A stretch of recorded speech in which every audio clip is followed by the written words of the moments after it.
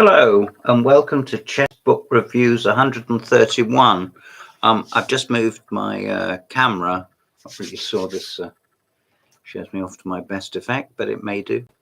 The first thing to say is I apologize to Grandmaster Chandler, who sent me a couple of books recently, and I thought I'd reviewed them and I haven't. So Murray, I am very sorry. You will know Gambit because this is in their ancestry. It's been around that long. Book by Rowson. I'm not about to review that. This is more recent.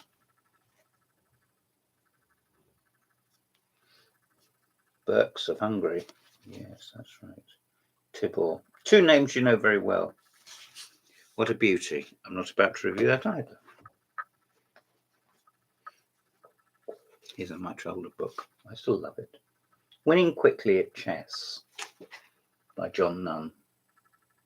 John does write good books. All of these are Gambit. I'm showing you these as a little bit of background, but what I'm going to concentrate on is much newer publication. This. Rook Endgames, From Morphy to Carlson by Valentin Bogdanov. Now, the first thing to say about this book is that it is a collection of endings, but it is not. It is done chronologically. It is not, and it is not done by theme. So if you're looking for a quick fix on how to win Queen against Rook in an endgame, and which of us isn't, or if you're looking for just a little bit of help and you're fairly new to chess, this is not the book for you. But nevertheless, it's terrific.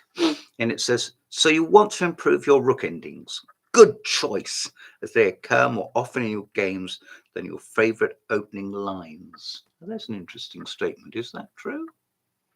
Do they occur more often in your games than your favorite opening lines? Allow vastly experienced trainer Valentin Bogdanov to assist. However, we are not headed for a classroom, but the tournament hall. In other words, this is a practical book. We shall witness tense moments of the greatest champions in chess history battle their way through all manner of rook endings, tactical, strategical, technical. You see, they do cover a lot of aspects. Yes, it's a good book. Your coach will be whispering in your ear, explaining what is happening and giving the theoretical background. You'll also be getting the benefits of modern computer analysis, which x-rays these classic games for errors and missed resources in a way that was not possible even a few years ago. I've been doing some reading up, seeing what John Nunn says about this book, and he says that they have the benefit of tables. You know what I mean by that. And obviously engines, computers, and so forth. We shall see that even the best players make a surprising number of errors in rook endings. They should give us heart to fight even the most desperate of situations and motivate us to study these endgames, so we can pick up the many half points and points that opponents will surely offer up to us. How true that is. By emphasizing the most common themes and areas where players go astray, Bogdanov, international master I might add, from Ukraine, helps us to determine which parts of the technical endgame manuals that are sitting on our shelves are most worth thumbing through. This book can also simply be enjoyable as a stroll through chess history. You'll be amazed how many key turning points occur in rook endgames. Now a little bit of biography regarding the author. International master, has vast experience as chess trainer and is from the Ukraine. His pupils, three names I didn't know, I have to be honest. He's acted as a second for well-known grandmaster and theoretician Eingorn since the late 1970s. For 50 years, he's been a teacher at the chess school in Odessa, and in 2016 won the European over 65s. Well, that's not messing about, is it? Has since then officiated over a great many chess events in the country. This is his fifth book for Gambit. Well, one of the books which I haven't shown you today, but is really interesting, is understanding pawn in games. But today we're going to be looking at Rook Endgames. There. Right, let's plunge in. The book was translated by Graham Burgess, a very well-known name to us all.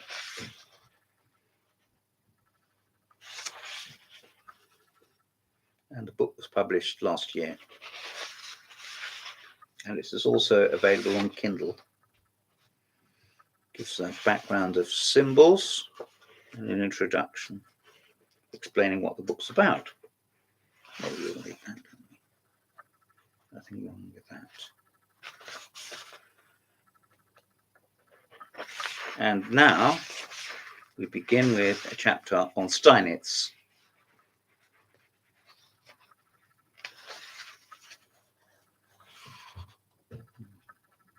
And then we go to Lasker. So we're going through the world champion right now. And Capablanca. Well, if you didn't know about Endgames, I don't know who does.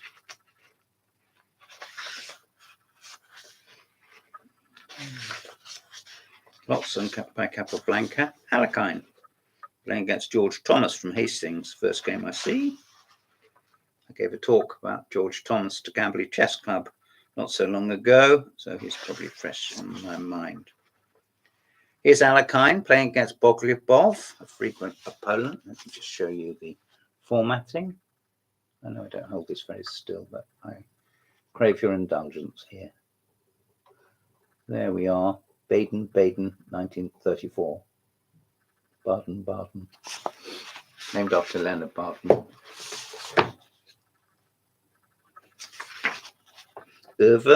Max Erver, obviously.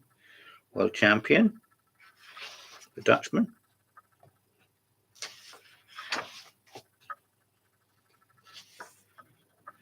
You will notice there's up to 4 diagrams in a page. And the book is in short form, figurine algebraic notation.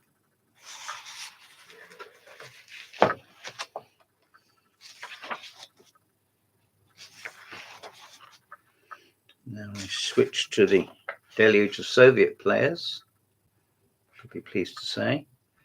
And one by chapter 6 is about Botvinnik. Well, he was the personification, and Smyslov, who followed, of accuracy in endgames and of careful, considered preparation. Whether these two gentlemen would like the increasing deluge of quick play events that pass themselves off as chess is another matter, but that's just me being old-fashioned. But I can assure you, not disapproving.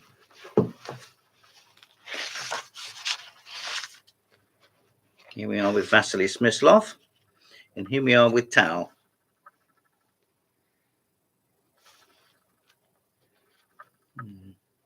And just to give you a benchmark, we're already up to example 100. Here's Tao playing the Supor at Minsk in 1979. Can you see that? I think you can. Just below where my hand is, crouching there, pointing at it. See?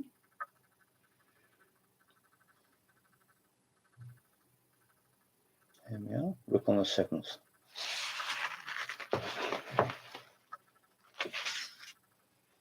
Petrosian,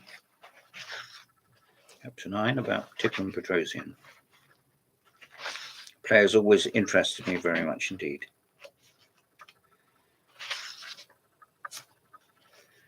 Boris Spassky.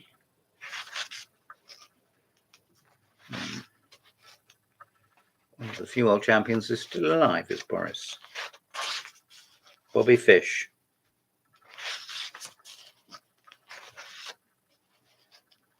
Anatoly Karpov. Chapter 12. Game against Hort, Lubovich. Games you may know, but you will not know the insights unless you get this, of the Rook endings. Garry Kasparov. I don't think I've heard that name somewhere before. Quite a short chapter on Kasparov. Kramnik. Vladimir Kramnik. Anand. The Indian world champion. The first of possibly many Indian world champions, as we currently have one, of course. Mr. Gukesh. Lots and lots about Anand. Ooh, technical endings. Look at this. Look at this. There's 8 diagrams on a double page spread. How lovely is that? Not just mumbling on about the games. There. And lovely to see the dots used. Here we are, look. Dots on this diagram to show you whose move it is, black. Just a little courtesy, particularly for players who, like myself, are not strong players, but need a little bit more helping hand. Thank you, Gambit. Thank you for that. Here's a chapter about Magnus Carlsen, who until recently was, of course, world chess champion. You knew that. Okay. And now Ding Liren, who is no longer world chess champion, but I think he may be relieved. It's not always cracked up to be being world chess champion. I should know. I don't know.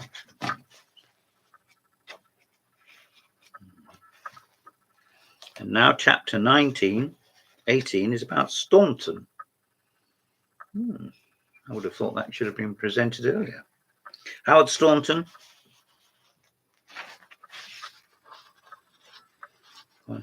Very short. Paul Morphy, chapter 19. And here we are, Anderson. No, not Ulf Anderson.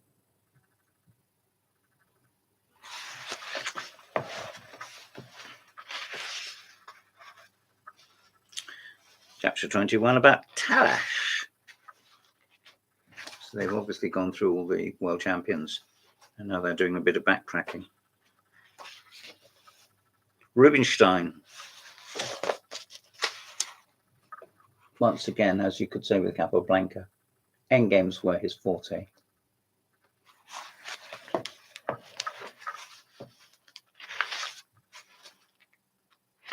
Steve Cunliffe told me Rubinstein was never the same player after the war. As to that, I do not presume to know. He meant the First World War.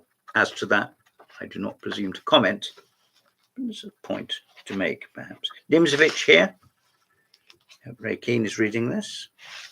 Ray wrote a book on Aaron Nimzovich called A Reappraisal. Ray, it's about time you reappraised your reappraisal. We could do with a new edition of it. Chapter on Keres, the Estonian Grandmaster. Chapter on David Bronstein, chapter 25, starting at Leningrad 1946. Yes. He rose to fame, didn't he? And in 51 played a match against Botvinnik, which was very, very distressing for him, I think. My friend Ewart Smith said he never got over it. I think what Ewart means is he never got over the results of it. Chapter 26, Geller. Yes. Somebody told me Geller qualified for 5 sets of candidates, but he never had a crack at the world title. Chapter 27 about Korchnoi. With a very long and distinguished career. With many ups and downs, Victor. Wasn't all plain sailing for him.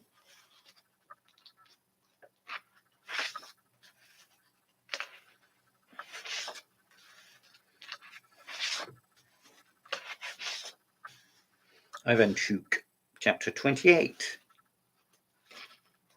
Well, he certainly fits in. Games between our champions, in other words, world champion against world champion, sword against sword, and not shield against shield, I can assure you. So Lasker playing Rubinstein, Tarrasch, who were challengers to Lasker, weren't they? Tarrasch did play a match. Rubinstein didn't, I don't think. No, he didn't.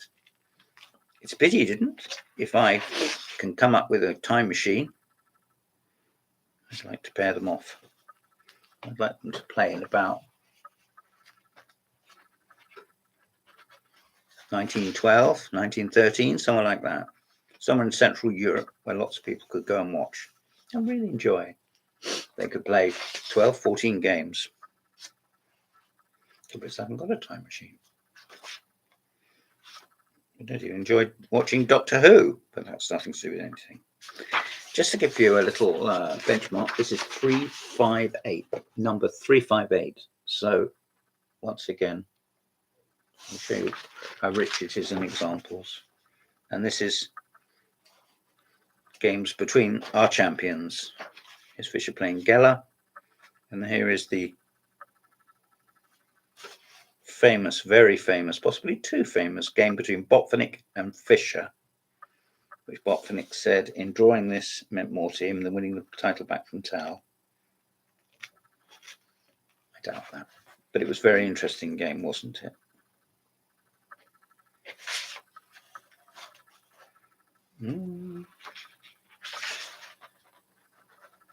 This is the game example 365, which I was told that Fischer started swearing at Geller in an audible voice, but subsequently witnesses have told me that didn't happen. I'm glad it didn't happen. There's no point in just saying something you can't validate.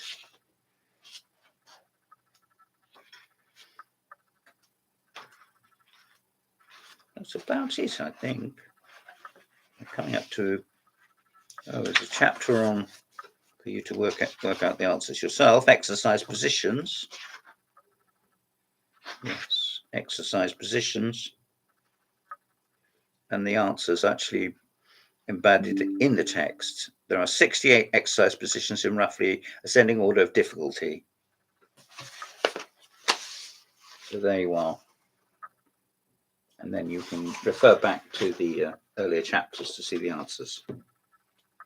Probably know them anyway, don't you? There we are. And there's a decent index, very decent. And there's an advert for GAMBIT itself, which is very pleasant. I'm going to show you the GAMBIT Chess Studio. There we are. There we are.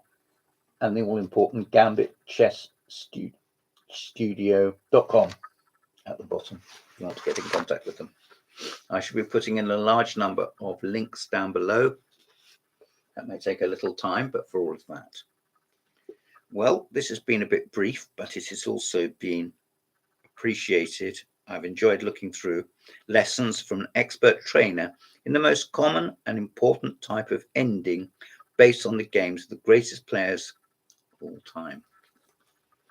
Rook Endgames from Morphy to Carlsen by Valentin Bogdanov. Thank you for your time. With regards to my Chess Parrot, please like and subscribe. Very, very important. Signing off now, I'm James Pratt. Enjoy your day.